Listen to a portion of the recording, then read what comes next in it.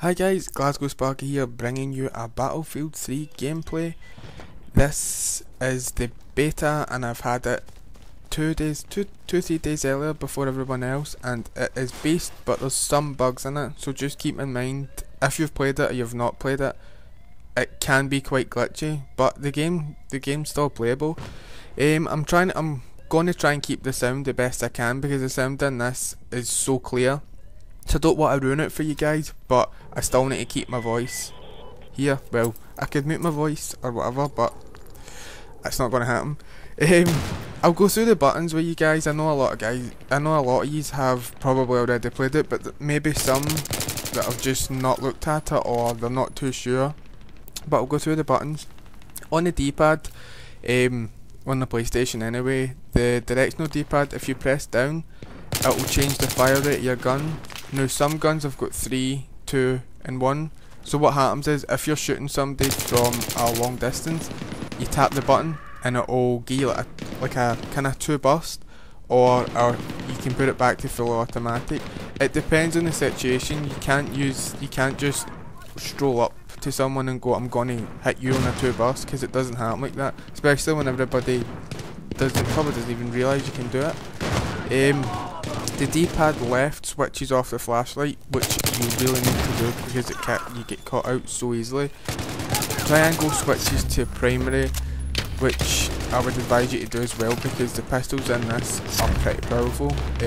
I've unlocked a pistol with a silencer and it's pretty sneaky when you can come up behind and take 3 and 4 people out with a pistol.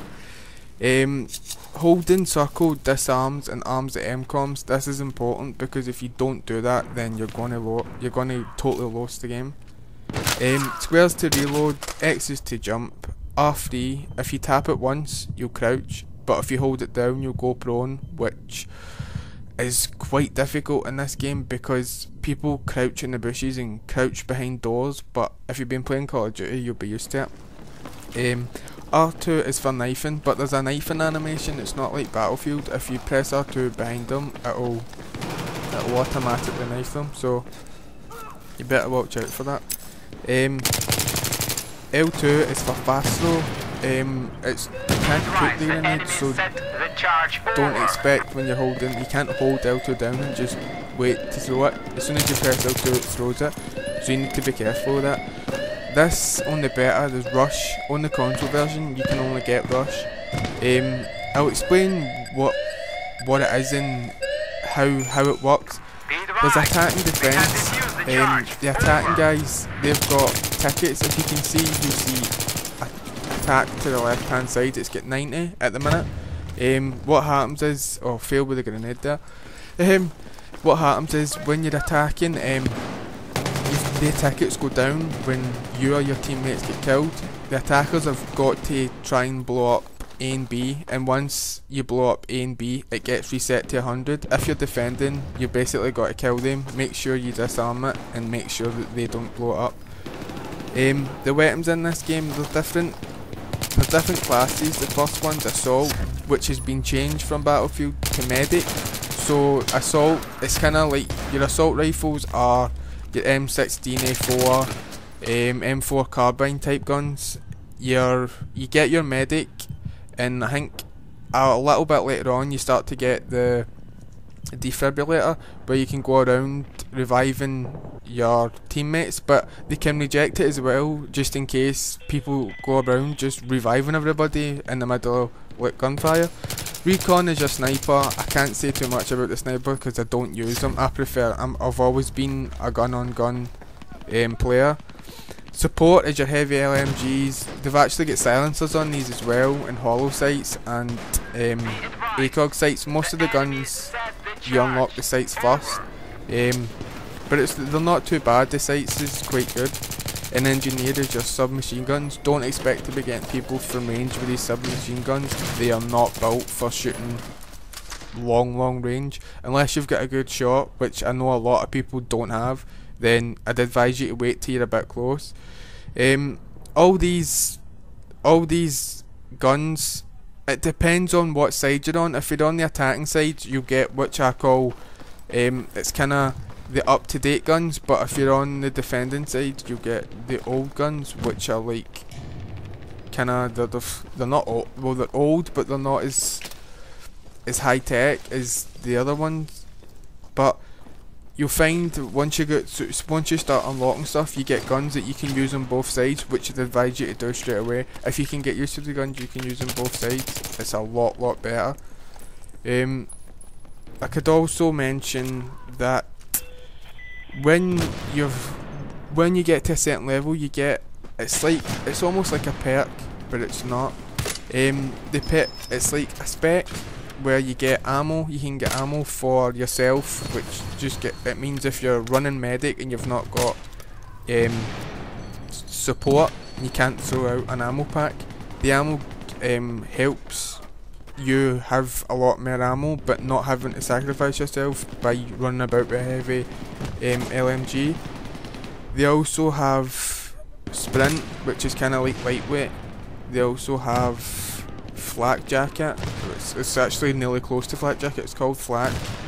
I think they have an explosive damage. I'm not too sure. I can't remember.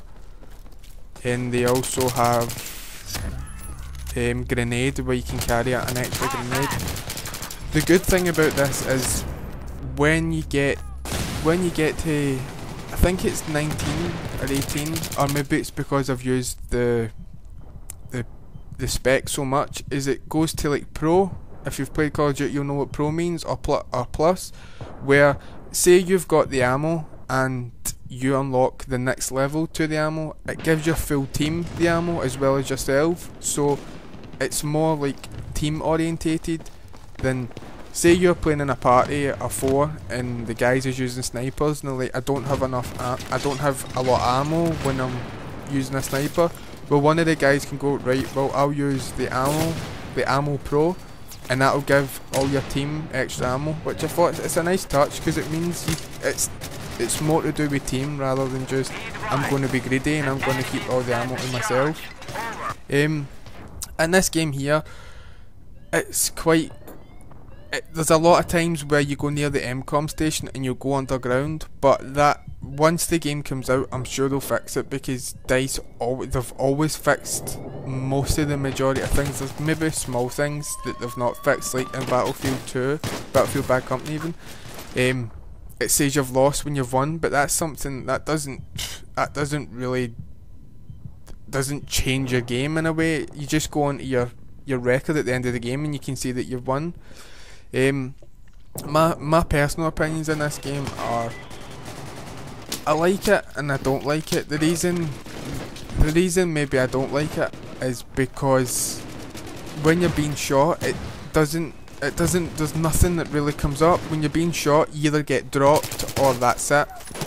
So I wish they would maybe put in like maybe flashing red or where it's coming from, because you could be running down the side and you'll just die, and you don't even get a chance to go for cover, or you don't. It takes so long. But apart from that, I would play it. I mean, I've got it on pre-order and I'm still going to keep playing it, no matter what anybody says. But sometimes it can be frustrating, and I understand, because in Battlefield it happens as well, where you get guys sitting up the back of the map and sniping, but you've just got to expect it. It's not Call of Duty, so you can't just whip out your chopper gunner and just start shooting everybody and going on a kill streak rampage. It doesn't work like that. What you got to do in this game is you need to stay near one of the MCOMs. If you're going to be a lone wolf and you're going to run around with a shotgun, you're not helping the team. And the reason somebody's got to be aware is because you can disarm that MCOM, and that gives you the perfect chance to go for having a full set of tickets again for you winning the match.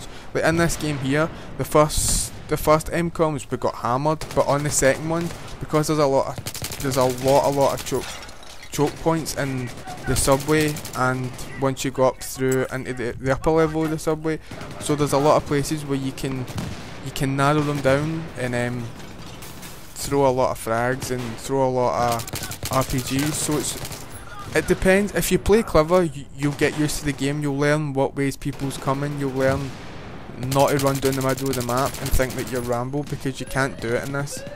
I just hope people who play Call of Duty, who are going to try and make the transition, they don't seem to realise that it's not a one-man team game. You need to play as a team or you're gonna lose, and your win-loss ratio will go down pretty bad.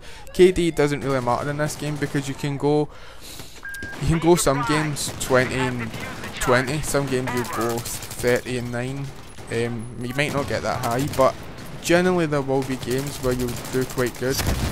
But you know, it's one of those games where to be consistent you'll need a good party. So if you've got a lot of friends, then keep partying up with your friends, because it's going to help. If you keep doing this alone, it'll be too difficult. But I'll let you guys watch the video and leave a comment what you think. Laters.